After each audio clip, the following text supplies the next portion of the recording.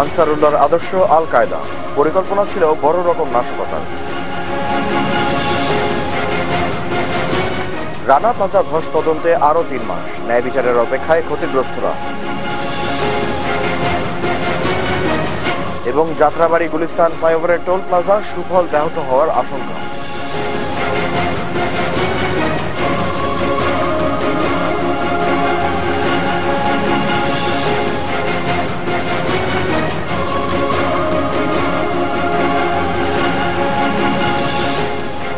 দেখছেন ATN news, বেলা 12টা news আওয়ারের সঙ্গে আছি আমি নাইম ফাতহ মুবিন। শুনছিলেন শিরোনাম। এবার সিলেটে সাবেক ছাত্রলীগ নেতার হাত পায়ের রগ কেটে দিয়েছে সন্ত্রাসীরা। সিলেট এমসি কলেজের সাবেক এই ছাত্রলীগ নেতা মোস্তাফিজুর রবকে গুরুতর আহত অবস্থায় সিলেট ওসমান মেডিকেল কলেজ হাসপাতালে ভর্তি করা হয়েছে। গতকাল সন্ধ্যায় নগরের ইবনে সিনা হাসপাতালের সামনে হেঁটে যাওয়ার সময় মুখোশধারী একদল সন্ত্রাসী তার উপর হামলা চালায়। ধারালো অস্ত্র দিয়ে তার হাতের আঙ্গুল ও পায়ের রগ কেটে দিয়ে সন্ত্রাসীরা পালিয়ে যায়। হাসপাতালে রবকে দেখতে গিয়ে এ ঘটনাকে জামাত শিবিরের পরিকল্পিত হামলা বলে দাবি করেন সিলেটের সাবেক মেয়র বদরুদ্দিন আহমেদ কামরান। যতই যুদ্ধ অপরাধীদের বিচার কার্য ত্বরান্বিত হচ্ছে এবং সেগুলো কার্যকর করার ব্যবস্থা ধাপে ধাপে এগিয়ে যাচ্ছে, ততই তারা মারমুখী হয়ে উঠছে। বিশেষ করে ছাত্রলীগ যুবলীগের আমাদের যে সমস্ত আমাদের ভাইয়েরা আছেন, তাদেরকে আজকে হত্যা করার জন্যই তারা এই ধরনের পরিকল্পনা নিয়েছে। রাজশাহী জুড়ে বোমা হামলার পরিকল্পনা ফাঁস করেছেন গ্রেপ্তার হওয়া রাজশাহী মহানগর ছাত্র শিবিরের সহ প্রচার সম্পাদক আব্দুল্লাহ আল মাসুম। স্বীকার করেছেন রাজশাহী ছাত্রলীগের সাধারণ সম্পাদক তৌহিদ আল তুহিনের হাত পায়ের রগ কেটে দেওয়ার কথাও। গতকাল দুপুরে মহানগর পুলিশের সংবাদ সম্মেলনে মাসুম দাবি করেন রাজশাহী বিশ্ববিদ্যালয় ছাত্রলীগের নতুন কমিটিতে পদবঞ্চিত নেতাদের যোগসাজশেই তুহিনের উপর হামলা চালানো হয়। ক্যাম্পাস থেকে নিরাপদে বেরোতে সাহায্য করার শর্ত ছিল। মাসুম জানান কয়েক মাস আগে গুম হওয়া আরেক শিবির নেতা আনোয়ারুল ইসলাম ঢাকায় বহাল তবিয়তে আছেন। সংবাদ সম্মেলনে রাজশাহী মহানগর police commissioner S M Moniruzzaman জানান মাসুম পুলিশের উপর হামলা ও ছাত্রলীগ নেতার রগ কাটা সহ বিভিন্ন অপরাধের নেতৃত্ব দিয়েছেন।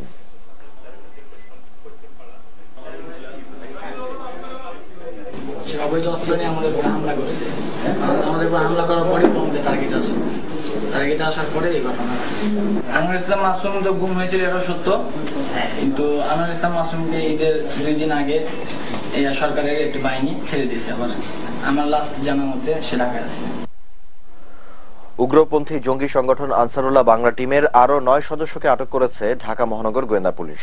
শনিবার মাঝরাত পর্যন্ত রাজধানীর বিভিন্ন এলাকায় অভিযান চালিয়ে তাদের আটকের পর গোয়েন্দা কর্মকর্তারা গতকাল জানান আনসারুল্লাহ বাংলা টিম মূলত আল কায়দা ও তালেবান মতবাদে বিশ্বাসী।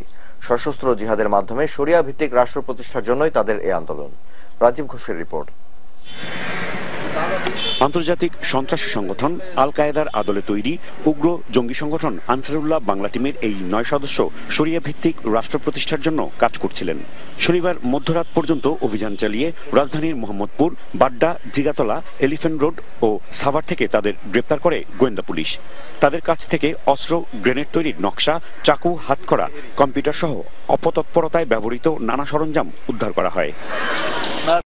রোববার দুপুরে গোয়েন্দারা জানান এই 9 জন স্বীকার করেছেন সশস্ত্র জিহাদ করে আল কায়েদার আদর্শে বাংলাদেশকে শরিয়া রাষ্ট্র বানানোর জন্য তারা আনসারুল্লাহ বাংলা টিমের ইমারা সদস্যপদ গ্রহণ করেছেন।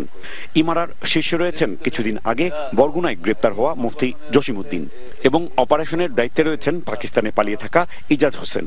তারা যখন মনে করবেন যে তারা প্রস্তুত, যারা সরকারিভাবে অস্ত্র মানে আমদানি এবং ব্যবহার করে তাদের থেকেই অস্ত্র তাদেরকে আক্রমণ করে, অর্থাৎ থানা বা অন্য কোনো যে সমস্ত প্রতিষ্ঠানে অস্ত্র থাকে সেগুলো আক্রমণ করে তাদের হটিয়ে সেই অস্ত্র নিয়ে তারা এক সময় ফাইনালি যে বিপ্লব কিতাল সেই কাজ পরিচালনা করবে, এরকম পরিকল্পনা তাদের লিপিবদ্ধ করা অবস্থায় আমরা পেয়েছি। গ্রেপ্তার হওয়া সবাই কম্পিউটার প্রযুক্তির মাধ্যমে বাংলা টিমের কার্যক্রম ওয়েবসাইটে পাঠানোর কাজ করতেন। এছাড়া ব্লগার রাজীব হায়দার হত্যার ঘটনার সঙ্গে তারা যুক্ত ছিলেন বলে জানানো হয় সংবাদ সম্মেলনে। গ্রেনেড তৈরি ও অস্ত্র ব্যবহারের প্রশিক্ষণ শেষ হলে যেসব সরকারি প্রতিষ্ঠানে অস্ত্র থাকে সেখানে হামলার পরিকল্পনা ছিল আটক হওয়া জঙ্গিদের। এসব কাজের জন্য দেশ বিদেশ থেকে চাঁদা তুলে অর্থ সংগ্রহ করে 4টি ধাপে তাদের জঙ্গি কার্যক্রম পরিচালনার কথা জানিয়েছেন গোয়েন্দারা। একটা হলো দাওয়া, তারপর ইদাত, রিবাত এবং কিতাল।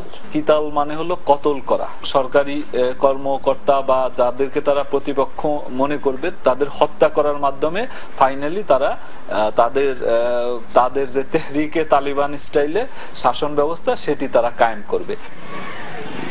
আটক হওয়া 9 জনের মধ্যে কাজী রেজওয়ান শরীফ জঙ্গি প্রশিক্ষণ নেওয়ার সময় 2009 সালে ইয়েমেনে ধরা পড়েছিলেন।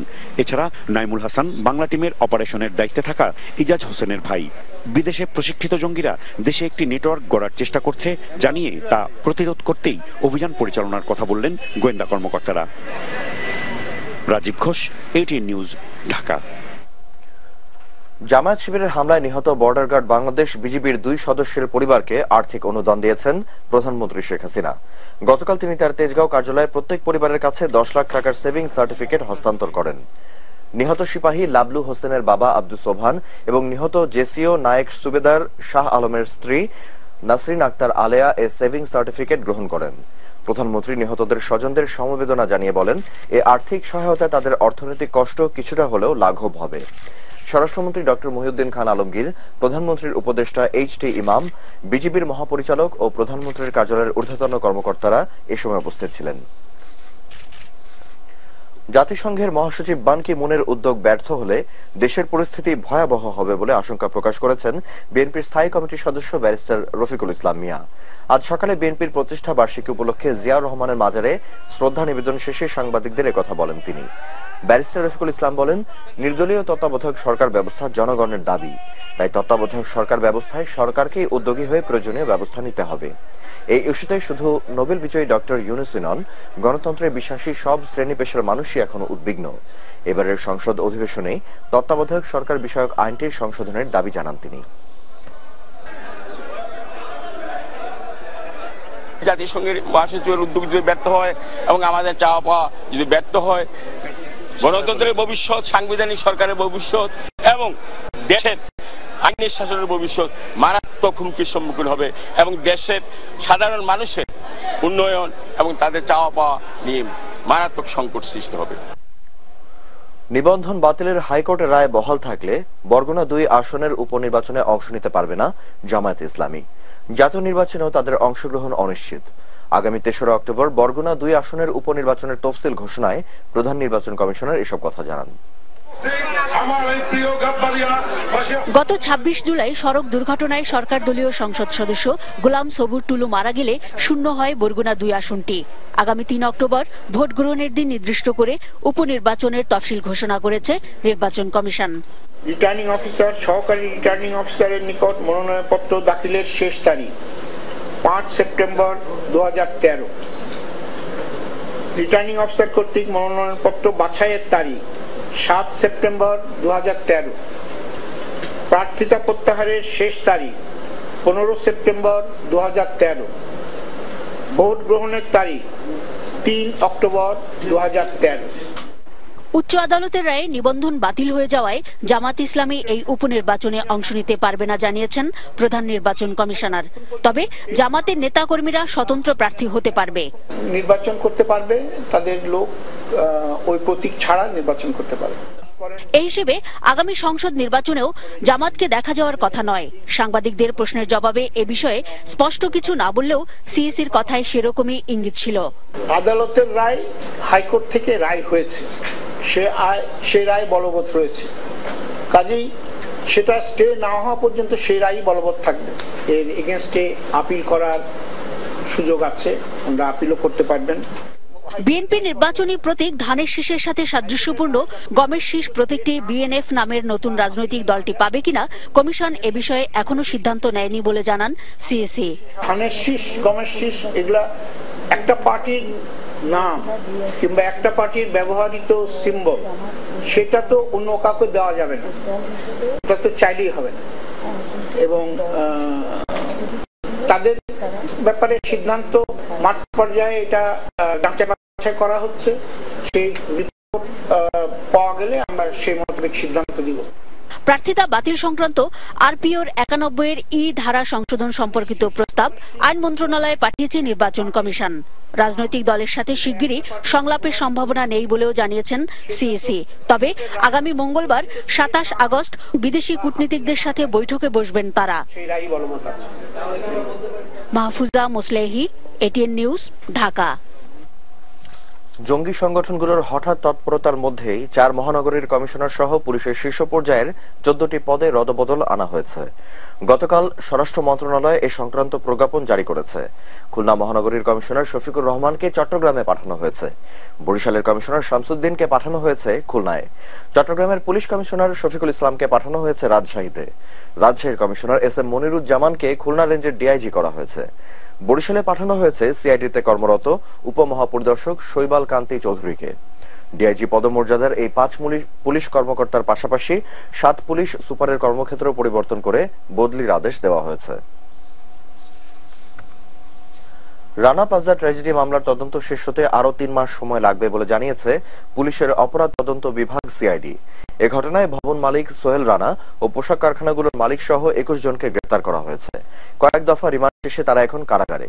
ভবন ধসে পঙ্গুত্বের শিকার শ্রমিক ও নিহতদের স্বজনরা অপেক্ষায় আছেন ন্যায় বিচারের।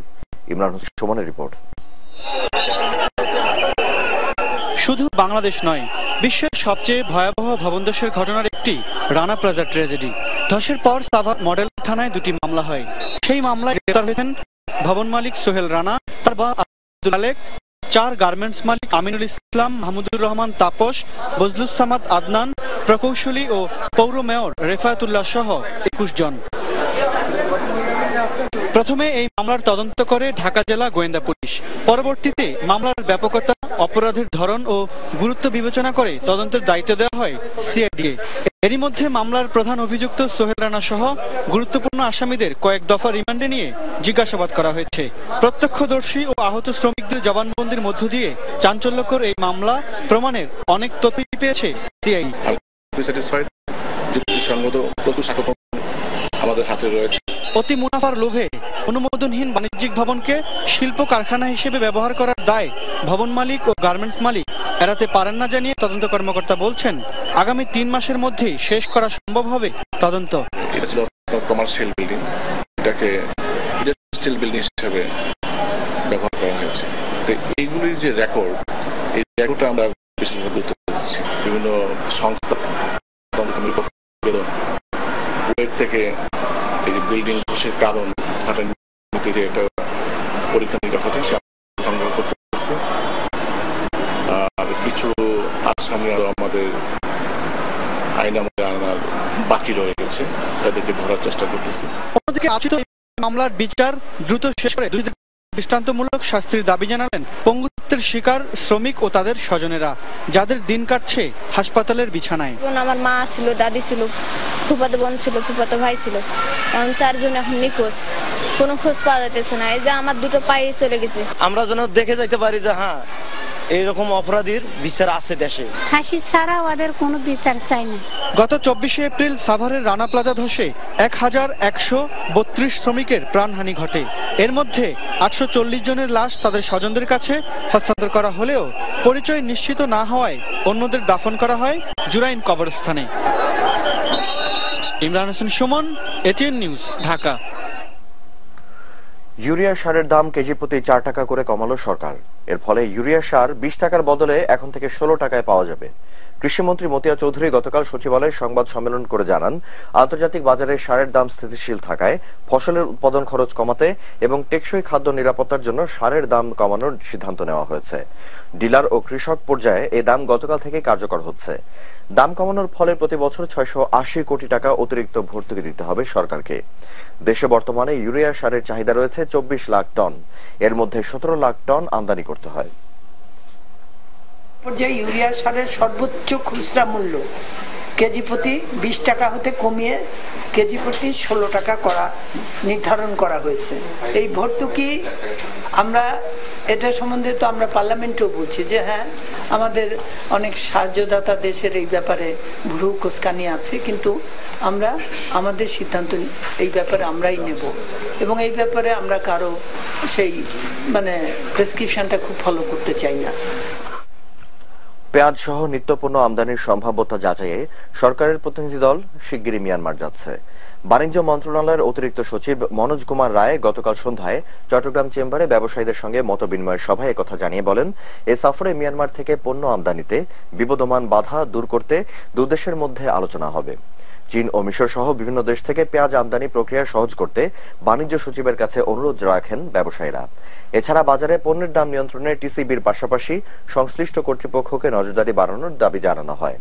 মতবিনিময় সভায় চেম্বার সভাপতি মাহবুবুল্লাহ আলম, টিসিবি মহাপরিচালক আবু সৈয়দ এম হাশিম সহ আমদানিকারক, ব্যবসায়ী ও ক্যাব নেতারা উপস্থিত ছিলেন। আগামী মাসে চালু হচ্ছে মেয়র হানিফ যাত্রাবাড়ি গুলিস্তান ফ্লাইওভার। ফলে রাজধানীর সঙ্গে 30টি জেলার যোগাযোগ আরো সহজ হবে। কিন্তু সরকারি বেসরকারি অংশীদারিত্ব বা পিপিপির আওতায় নির্মিত এই ফ্লাইওভারে যত না সাধারণ মানুষের সুবিধা চিন্তা করে করা হচ্ছে, তার চেয়ে বেশি ব্যবসায়িক দৃষ্টিকোণ থেকে দেখা হচ্ছে বলে অভিযোগ বিশেষজ্ঞদের। মনিরুজ্জামান মনির ও গিয়াসউদ্দিন মামুনের ক্যামেরায় তাই জানার চেষ্টা করেছেন নাজিয়া আফরিন। রাজধানীর ইকোনমিক করিডোর হিসেবে পরিচিত যাত্রাবাড়ি প্রবেশ মুখে দুঃসহ যানজট দূর করতে 2010 সালে শুরু হয়েছে মেয়র হানিফ যাত্রাবাড়ি গুলিস্তান ফ্লাইওভারের নির্মাণ কাজ চলমান থাকায় সরু রাস্তা দিয়ে স্থানীয় এবং দূরপাল্লার যানবাহন একসাথে চলাচল করায় দিনের বেশিরভাগ সময় থাকে দীর্ঘ যানজট।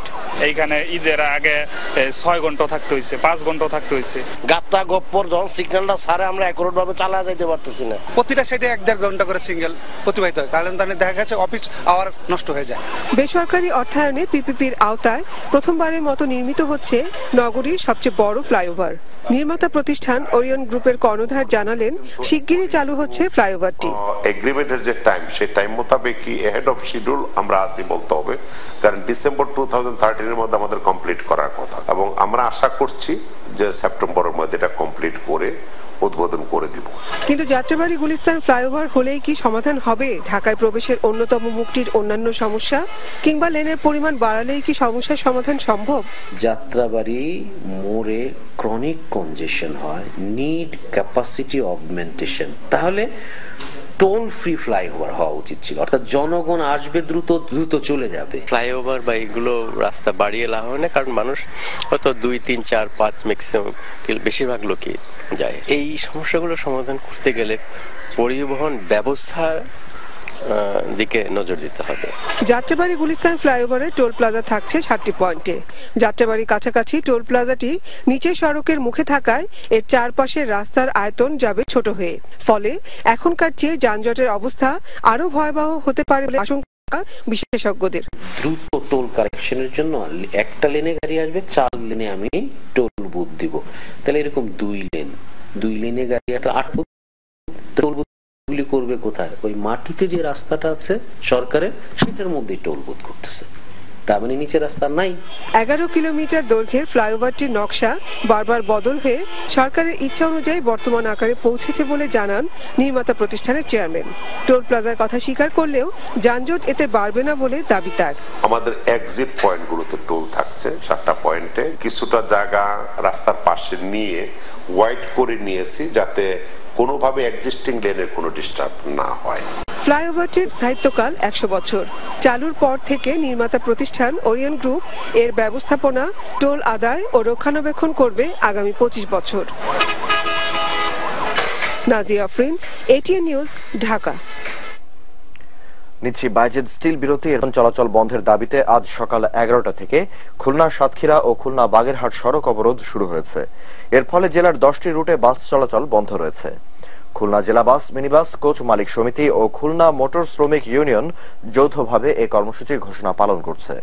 সমিতির পক্ষ থেকে জানানো হয়েছে, প্রশাসন বারবার প্রতিশ্রুতি দিলেও সড়ক ও মহাসড়ক থেকে নসিমন, করিমন, মাহেন্দ্র ও ভটভটি সহ শ্যালো ইঞ্জিন চালিত যানবাহন চলাচল বন্ধ হয়নি, যার কারণে পরিবহন চলাচল বন্ধ রেখে এই সড়ক অবরোধ কর্মসূচি পালন করা হচ্ছে। নারায়ণগঞ্জে ডিবি পুলিশের কথায় পানিতে ডুব দিয়ে মান্নান নামের এক রাজমিস্ত্রি মারা গেছেন। নিহতের স্বজনরা অভিযোগ করেছেন, রাত 1টার দিকে গোয়েন্দা পুলিশের একটি দল চানমারি বস্তি এলাকায় মাদক বিরোধী অভিযান চালায়। হইচইয়ের শব্দ শুনে এ সময় মান্নান ঘর থেকে বের হয়ে আসেন। পুলিশ তাকে আটক করে মাদক ব্যবসায়ী আখ্যা দিয়ে ঘুষ দাবি করে। ঘুষ দিতে না পারায় পুলিশ একটি ডোবায় মান্নানকে নামিয়ে ডুব দিতে বলে।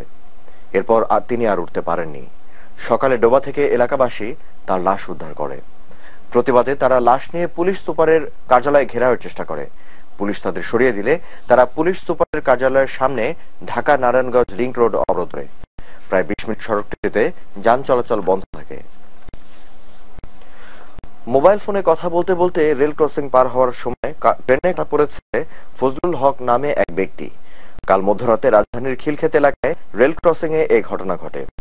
পুলিশ ও প্রত্যক্ষদর্শীরা জানান, ঢাকার কমলাপুর স্টেশন থেকে ছেড়ে যাওয়া একটি ট্রেনের জন্য খিলক্ষেত রেল ক্রসিং এর সিগন্যাল দেওয়া হয়। ফজলুল হক সময় মোবাইল ফোনে কথা বলতে বলতে রেল ক্রসিং পার হচ্ছিলেন। আশপাশের লোকজন তাকে সতর্ক করার চেষ্টা করলেও ফোনে কথা বলায় মনোযোগী থাকায় তিনি কিছুই শুনতে পাননি। তিনি ট্রেনের নিচে কাটা পড়েন। নিহত ফজলুল হকের বাড়ি ময়মনসিংহ।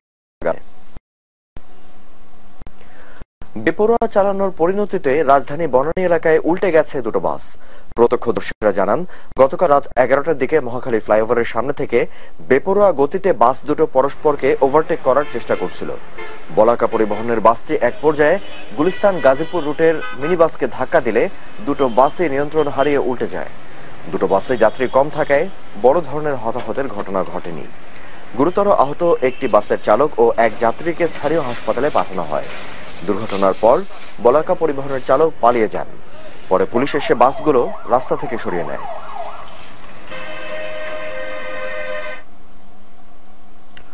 সিরাজগঞ্জের সমেশপুরে হুরাসাগর নদীতে মৎস্য প্রকল্প নিয়ে এলাকাবাসীর ক্ষোভের শেষ নেই। শুষ্ক মৌসুমে ফসল ফলে যে নদীতে সেখানকার বালু তুলে বিক্রি করায় ভবিষ্যতে ফসল হবে কিনা তা নিয়ে উদ্বিগ্ন এলাকার মানুষ। সে কারণে আন্দোলনে নেমেছেন তারা। সিরাজগঞ্জ প্রতিনিধি ফেরদৌস হাসানের পাঠানো তথ্য ছবিতে ডেস্ক রিপোর্ট। সিরাজগঞ্জের বেলকুচি উপজেলার সমেশপুর ও আদাচাকিতে হুরাসাগর নদীতে বর্ষা মৌসুমে এরকম পানি থাকলেও শুষ্ক মৌসুমে এটি হয়ে ওঠে ফসলে পূর্ণ।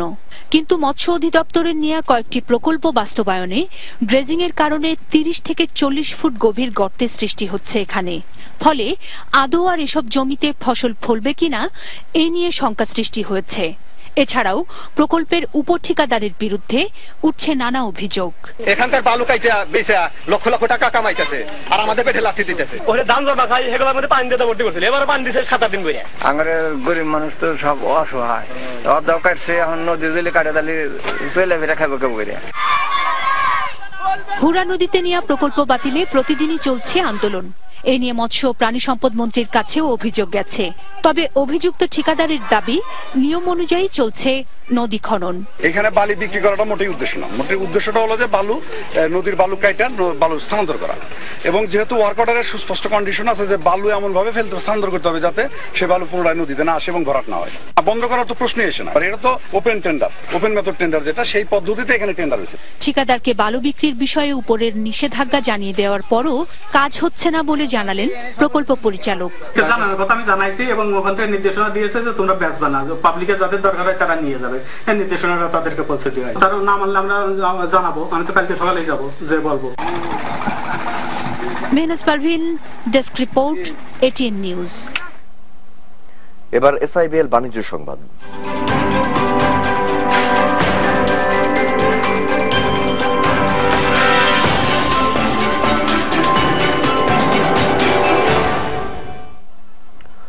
বেসরকারি বিমান সংস্থা রিজেন্ট এয়ারওয়েজ এর উড়োজাহাজ বহরে যুক্ত হলো আরেকটি বোয়িং বিমান। বোয়িং 737-700 মডেলের নতুন প্রজন্মের উড়োজাহাজটি জার্মানির হ্যানোভার থেকে দুবাই হয়ে গতকাল সন্ধ্যায় ঢাকার শাহজালাল আন্তর্জাতিক বিমানবন্দরে পৌঁছেছে। আন্তর্জাতিক রুটে চলাচলের জন্য এটি রিজেন্টের দ্বিতীয় বোয়িং বিমান। শিগগিরই এটি ঢাকা থেকে সিঙ্গাপুর, ব্যাংকক ও হংকং রুটে উঠতে শুরু করবে।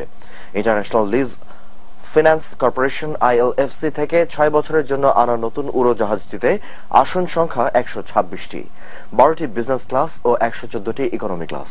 বোয়িং 737-700 বিমানটিতে নিরাপত্তার অত্যাধুনিক যন্ত্রপাতি, জ্বালানি সাশ্রয়ী উপকরণ ও বিনোদনের আধুনিক সুযোগ সুবিধা রয়েছে। এর আগে গত 4 জুলাই নতুন প্রজন্মের আরেকটি বোয়িং 737-700 বিমান রিজেন্টের বহরে যুক্ত হয়।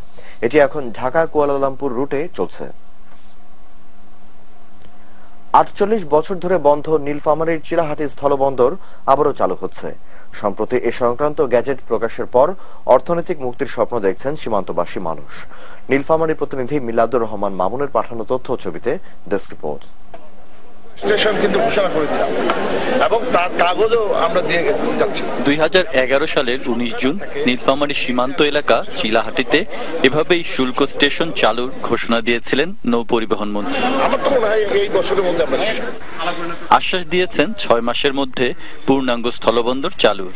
মাঝখানে 2 বছর কেটে গেছে, মন্ত্রীর প্রতিশ্রুতি বাস্তবায়িত হয়নি। কথার কথা থাকে তাহলে তো হবে না, এটা কাজে বাস্তবায়ন দরকার। আসলে দীর্ঘদিনের দাবি ছিল আমাদের, এটা স্থলবন্দর যত তাড়াতাড়ি সম্ভব চালু করা হোক। গত 1 আগস্ট চিলাহাটি স্থলবন্দর চালুর সিদ্ধান্ত সহ গেজেট প্রকাশিত হয়েছে। 19 আগস্ট সেটি ফ্যাক্সে জেলা প্রশাসকের কার্যালয়ে গেছে। দীর্ঘ 48 বছর বন্ধ থাকা স্থলবন্দর চালুর পাশাপাশি নিজেদের ভাগ্য বদলের স্বপ্ন দেখছে এলাকাবাসী। শুধু আমাদের চিলাহাটি উপকৃত হবে না, ব্যবসা বাণিজ্যের প্রসারের সাথে সাথে আমাদের দেশের প্রবৃদ্ধি বাড়বে। বিভিন্নভাবে এখানে শুল্ক ট্যাক্স আদায় করার মাধ্যমে সরকারের অর্থনৈতিক প্রবৃদ্ধি বৃদ্ধি পাবে। চিলাহাটি স্থলবন্দর চালু হলে রাজস্ব বাড়বে, বদলাবে নীলফামারীর অর্থনৈতিক দৃশ্যপট। আমাদের এখানকার ব্যবসা বাণিজ্য, আমদানি রপ্তানি এবং অবকাঠামো উন্নয়ন সহ এই জেলার সার্বিক পরিস্থিতি একটা পরিবর্তন আসবে। Saikat Dasgupta, desk report, ATN news. এবার সংস্কৃতির খবর আনন্দযোগ্য।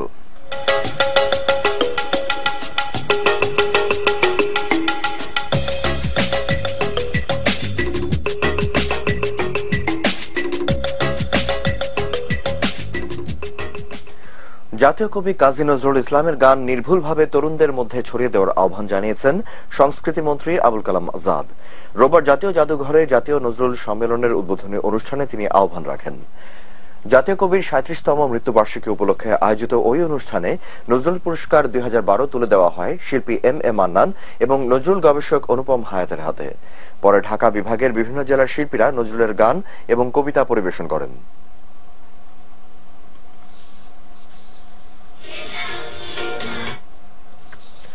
কবিগুরু রবীন্দ্রনাথ ঠাকুরের নোবেল প্রাপ্তির 100 বছর পূর্তি উপলক্ষে রবীন্দ্র পরিষদ আয়োজন করেছিল আলোচনা সভা ও সাংস্কৃতিক অনুষ্ঠানের। গতকাল রাজধানীর ধানমন্ডিতে রাশিয়ান কালচারাল সেন্টারে ওই অনুষ্ঠানে রবীন্দ্রনাথের নোবেল প্রাপ্তির সময়ের বিভিন্ন ঘটনা তুলে ধরেন বাংলা একাডেমির সাবেক মহাপরিচালক অধ্যাপক সৈয়দ মোহাম্মদ শাহেদ এবং রাশিয়ার রাষ্ট্রদূত আলেকজান্ডার নিকোলায়েভ। অনুষ্ঠানে বরেণ্য শিল্পীরা গীতাঞ্জলি থেকে গান এবং আবৃত্তি করেন। দর্শকদের অনুরোধে রবীন্দ্রনাথ ঠাকুরের কবিতা আবৃত্তি করে শোনান পররাষ্ট্রমন্ত্রী ডাক্তার দীপু মনি। আমাদের কবিদের গান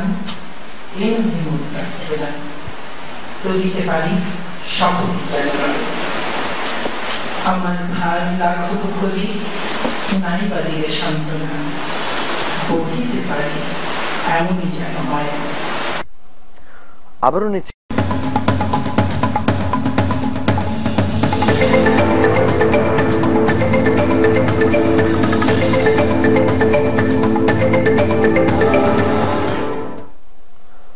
ইরাকের রাজধানী বাগদাদ সহ কয়েকটি শহরে আলাদা আলাদা বোমা হামলায় মারা গেছে কমপক্ষে 46 জন। আহতের সংখ্যা অনেক। পুলিশ জানিয়েছে বাগদাদের একটি কফি শপের কয়েকটি জায়গায় আজ সকালে বিচ্ছিন্নভাবে বোমা চালানো হয়। এতে অন্তত 9 জনের প্রাণহানি ঘটে। এদিকে মধ্যাঞ্চলের শহর বাকুবাতে কমপক্ষে 4টি বোমা হামলা চালানো হয়েছে। এই হামলাগুলোর 2টি চালানো হয় শিয়া সম্প্রদায়ের একটি বিয়ে বাড়ি লক্ষ্য করে। এছাড়া বাগদাদের উত্তরাঞ্চলে শিয়া অধ্যুষিত একটি এলাকাতে অপর এক বোমা হামলা চালানো হলে সেখানে বেশ কয়েকজন মারা যায়। ইরাকের সাম্প্রতিক সপ্তাহগুলোতে সহিংসতার মাত্রা ব্যাপকভাবে বেড়ে গেছে। চলতি আগস্ট মাসেই বিভিন্ন সহিংসতায় অন্তত 670 জন মারা গেছে।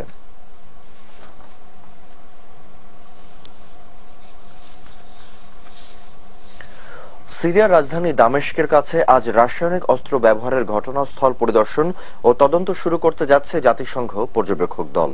কয়েকদিনের টালবাহানার পর সিরীয় কর্তৃপক্ষ অনুমতি দেয়াতে এ পদক্ষেপ নিতে যাচ্ছে পর্যবেক্ষকরা।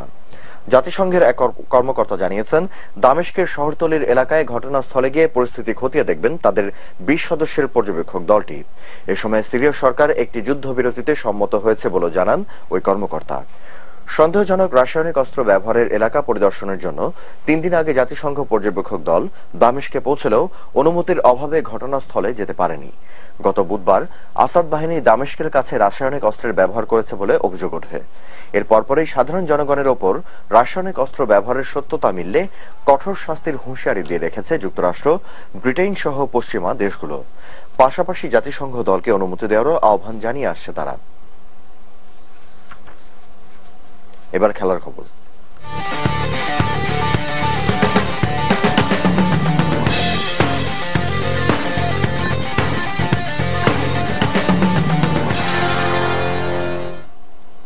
ক্রিকেট। ঢাকা প্রিমিয়ার ক্রিকেট লিগে কলাবাগান ক্রীড়া চক্রের হয়ে খেলবেন সাকিব আল হাসান। তামিম ইকবালকে দলে পেয়েছে ব্রাদার্স ইউনিয়ন। জাতীয় দলের অধিনায়ক মুশফিকুর রহিম শেখ জামাল ধানমন্ডি ক্লাবেই থাকছেন। নাসির হোসেন খেলবেন ভিক্টোরিয়ায়। A+ শ্রেণীতে থাকা এই 4 খেলোয়াড়ের এ মৌসুমের গ্রেড ফি 22 লাখ টাকা। প্লেয়ার বাই চয়েস নিয়মে লটারির মাধ্যমে গতকাল রূপসী বাংলা হোটেলে লিগের প্রথম দলবদল হয়। এতে 7টি গ্রেডে 199 জন খেলোয়াড় বিভিন্ন দলে অন্তর্ভুক্ত হয়েছেন। বাংলাদেশ প্রিমিয়ার লিগ BPL এ নিলামের মাধ্যমে দলবদল হলেও ঢাকা প্রিমিয়ার ডিভিশন ক্রিকেট লিগে এ পদ্ধতি এবারই প্রথম। দেশ সেরা পেসার মাশরাফি বিন মুর্তজাকে দলে নিয়েছে মোহামেডান।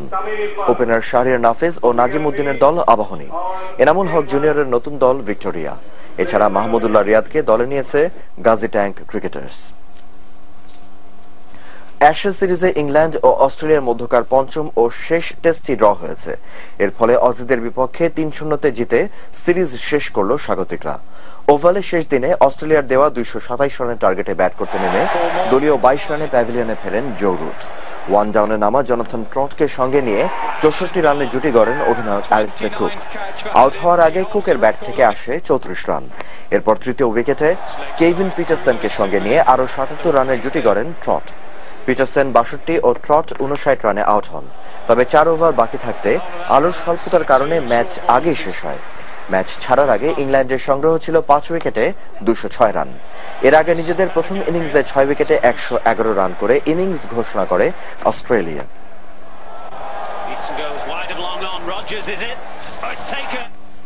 এবার ফুটবল। স্প্যানিশ লিগে জয়ের ধারা অব্যাহত রেখেছে চ্যাম্পিয়ন বার্সেলোনা। রোববার রাতে মালাগাকে 1-0 গোলে হারিয়েছে জেরার্ডো মার্টিনোর দল। প্রতিপক্ষের মাঠে খেলার শুরু থেকে দাপট দেখায় বার্সেলোনা। তাদের একের পর এক আক্রমণ সামলাতে ব্যস্ত থাকতে হয় মালাগার রক্ষণ ভাগকে। তবে বার্সাকে প্রথম গোলের জন্য অপেক্ষা করতে হয় 43 মিনিট পর্যন্ত। এ সময় আদ্রিয়ানোর গোলে এগিয়ে যায় অতিথিরা। 1-0 গোলে এগিয়ে থেকে দ্বিতীয়ার্ধে আরো আক্রমণের ধার বাড়ায় বার্সা।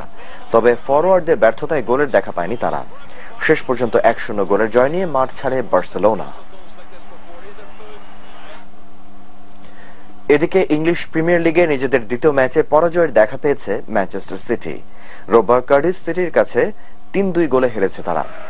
কার্ডিফ সিটি নিজেদের মাঠে ম্যাচের প্রথমার্ধে কোনো গোল হয়নি। দ্বিতীয়ার্ধের 52 মিনিটে ম্যানচেস্টার সিটিকে এগিয়ে দেন স্ট্রাইকার এডিন জিকো। এর 8 মিনিট পর ম্যাচের সমতা আনেন কার্ডিফের এরন গানারসন। ম্যাচের 79 ও 87 মিনিটে দুটো গোল করে কার্ডিফকে এগিয়ে দেন ফ্রেজার ক্যাম্পবেল। তবে শেষ বাঁশি বাজার আগে একটি গোল শোধ করেন ম্যান সিটির আলভারো। ইংলিশ প্রিমিয়ার লিগে অন্য ম্যাচে সোয়ানসি সিটির বিপক্ষে 1-0 গোলে জিতেছে টটেনহাম হটস্পার। টটেনহামের পক্ষে পেনাল্টি থেকে গোলটি করেন রবার্তো সোলদাদো। এনসিসি ব্যাংকের সৌজন্যে সাফ ফুটবল চ্যাম্পিয়নশিপের খবর। গেছে 21 সদস্যের জাতীয় ফুটবল দল। আগামী 31 তারিখ নেপালের বিপক্ষে প্রথম ম্যাচ খেলবে সফরকারীরা। পর্বত সংকুল দেশটির আবহাওয়ার সঙ্গে নিজেদের মানিয়ে নিতেই 6 দিন আগে গিয়ে প্র্যাকটিস শুরু করবে বাংলাদেশ দল। গ্রুপ অফ ডেথে বাংলাদেশের অন্য দুই প্রতিপক্ষ ভারত ও পাকিস্তান। 3 সেপ্টেম্বর দ্বিতীয় ম্যাচে ভারতের বিপক্ষে খেলবে লাল সবুজ জার্সিধারীরা। 5 সেপ্টেম্বর গ্রুপ পর্বের শেষ ম্যাচে তাদের প্রতিপক্ষ পাকিস্তান। গ্রুপ পর্বে জয় ছাড়া আর কিছুই ভাবছে না জাহিদ এমলিরা।